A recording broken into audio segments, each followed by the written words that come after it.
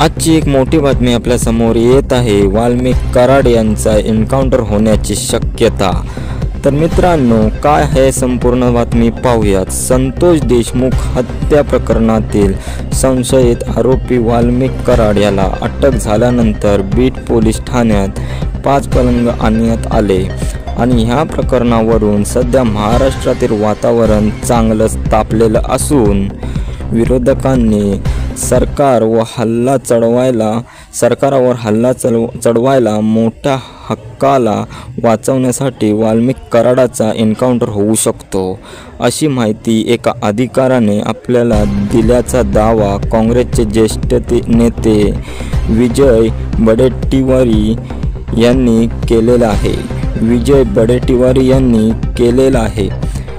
वडेट्टीवार यांनी पोलीस दलातील बड्या अधिकाऱ्यांचा हवाला देऊन मोठा दावा केलाय आणि ते म्हणाले की मोठ्या हक्काला वाचवण्यासाठी लहान हक्काचा एन्काउंटर होऊ शकतो।